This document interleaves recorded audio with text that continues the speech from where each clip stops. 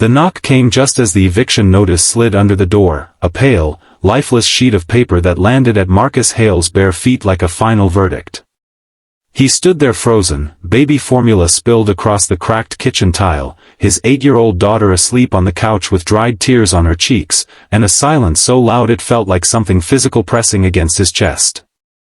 When he opened the door, he wasn't greeted by mercy, a job offer, or even a neighbor's pity, only the folded contract of a reckless bet he'd made months ago, a cruel joke between exhausted men, now suddenly real and legally binding. If you're watching Ripple of Love and you believe in hope, compassion, and second chances, pause for a moment and like this story, comment what hope means to you, share it with someone who needs light, and subscribe to be part of a family that believes hearts can change. Marcus had never been a gambler. He'd been a firefighter once, the kind who ran into smoke without thinking, because saving lives felt simpler than surviving his own grief. But grief changes the shape of a man. When his wife died in a highway collision 3 years earlier, her laughter vanished from the world in a single violent instant, leaving behind only screams, hospital lights, and a tiny, trembling baby in his shaking hands. After the injury to his leg ended his service and the hospital bills devoured his savings, he found himself among men who drank cheap beer in dim rooms and made jokes about bets to forget their own failures. That's when he signed it, laughing at the ridiculousness. If he lost, he'd have to live for 1 full year in an apartment that belonged to a woman none of them had ever met, an obese woman who needed help fixing up a property she'd just inherited. At the time, it felt unreal, impossible. Until now. By midday, the world felt too bright as he loaded his last boxes into his rusted pickup under a sky so painfully blue it mocked him. The apartment building stood like a tired old giant, bricks faded, windows dusty but stubbornly intact.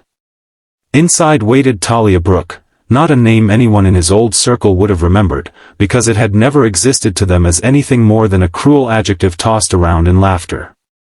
But she was real. She opened the door before he could knock. Her body filled the doorway softly, like a presence that couldn't be ignored, wrapped in a loose sunflower yellow dress that caught the sunlight and seemed to glow. Her face was round and gentle, eyes watchful and tired in the way only people who've been stared at their whole lives can be. Talia's life had never been gentle. She'd grown up as the invisible girl in classroom photos, labeled as nice instead of beautiful, eating her lunches in library corners where laughter couldn't reach her. Her mother's death from untreated diabetes had carved fear into her bones and comfort into her habits. Food had become the only thing that didn't leave.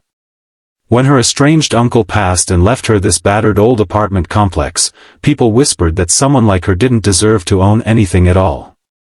And yet she stood there, barefoot on a cracked wooden floor, holding a key to more than doors, holding a chance to be seen beyond her size.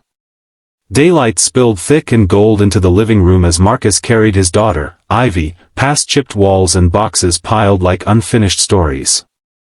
He felt humiliation burn behind his eyes. He felt smaller than the peeling wallpaper that curled from the corners like old wounds. Talia stepped back without a word, giving him space, but not the kind of space that feels like rejection, more like a quiet understanding that pain sometimes needs air. The days that followed moved slowly, measured by dust motes floating in beams of light and the creak of tired floorboards. Marcus woke before sunrise, haunted by dreams of sirens and broken glass. His leg hurt constantly, a dull reminder that he was no longer the man who could carry people from fire. He avoided the kitchen when Talia was there, ashamed of how he'd judged her before knowing her, ashamed of the bet, ashamed of himself more than anything. And yet, he began noticing things, how she woke early too, watering dying plants on the windowsill as if offering them small, stubborn prayers, how she folded laundry with careful patience, how she cleaned the shared hallway, not because anyone asked but because chaos had ruled her life for too long. Talia, in turn, watched Marcus through the soft blur of afternoon light. She saw the way his shoulders tightened every time a door slammed. She saw how he sat on the floor to be eye level with Ivy, even when his leg trembled. She saw a man who didn't know how to ask for kindness, because he had always been the one giving it away until he had nothing left. One afternoon, under the weight of a sky heavy with pale clouds, everything cracked. Ivy's school called. Marcus listened in the bright, suffocating daylight of the hallway as he learned that his daughter had been pushed, mocked, called the broken man's kid. He hung up the phone and slid down the wall slowly, the way buildings collapse in old disaster footage, quietly at first, then all at once. Tears blurred his vision, and he felt something inside him fracture beyond pride, beyond shame, a deep, terrifying sense that he was failing at the only job he had left, protecting his child. Talia found him there. She didn't touch him. She didn't fill the air with false comfort. She simply sat on the floor a few feet away and stayed. Her presence was not loud. It was not dramatic. It was real. And sometimes, reality is the only thing strong enough to hold a broken heart together in daylight. From that moment, something slowly shifted. Not like a miracle film montage, but like the slow turning of seasons you barely notice until everything looks different. They started repairing the apartment together after Ivy went to school, sunlight pouring through open windows as dust danced like small ghosts finally being set free. Marcus fixed leaking pipes with hands that still remembered steadiness. Talia painted walls, her laughter soft and surprised when a streak of blue ended up on her cheek. They never talked about the bet. It no longer mattered. What mattered was that in this tired old building, two people who had been reduced to jokes found dignity in small, shared silences. Yet life loves to test healing hearts. One afternoon, a group of investors visited the building, their steps loud on the stairs, their eyes cold and calculating. Marcus overheard them in the corridor, their words slicing through the warm air. They wanted to buy the property cheap, to turn it into luxury apartments. They said the owner didn't look capable. Talia heard too. The old terror bloomed in her chest like a familiar poison, that she was never enough, never capable, always something to be fixed or removed.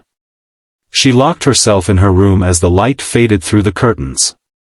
Marcus sat outside the door for hours, the hallway growing long and golden, then pale, then soft blue. He didn't beg. He didn't force. He just stayed, because he understood what it was like to feel unworthy of space in this world. If this story has touched your heart so far, please take a moment now to like, comment, share and subscribe. Your support means these stories can keep bringing light to people who need it. Not long after, Talia made a decision that surprised even herself. She refused the investors. Instead, she turned the ground floor into a small daytime community space, letting single parents, lonely elders, and tired workers come in, rest, and feel human for a little while. Marcus watched as sunlight streamed onto tables filled with donated books and warm cups of tea. He started helping, teaching kids how to fix broken toys, how to solder loose wires, how to believe hands could build instead of destroy. Ivy laughed there, a sound that bounced off the walls like music. Before we reach the end of this story, tell us in the comments what part touched you the most and why. The final test came quietly, without fireworks. Marcus received a letter one bright morning. An old station chief had seen news about the community space and offered him a chance to return, not as a firefighter, but as a daytime safety instructor. A real job. A real chance to leave. He stood in the doorway of the community room with sunlight washing over everything, watching Talia help an elderly woman button a coat with hands that trembled only a little. He realized the truth in that still, golden moment. The bet didn't trap him. It saved him. Living with Talia didn't humiliate him. It healed him. In learning to see her as human, he had learned to see himself as broken but worthy. In sharing walls with her, he had found a kind of family he thought he'd lost forever. Talia read the look in his eyes without words. She didn't ask him to stay. She didn't ask him to leave. She simply smiled, and that smile held no fear of abandonment anymore, only gratitude for what had grown in daylight. On his final afternoon there, the air was soft and warm. Dust shimmered like tiny stars. Ivy hugged Talia without being told. Marcus carried his last box to the truck,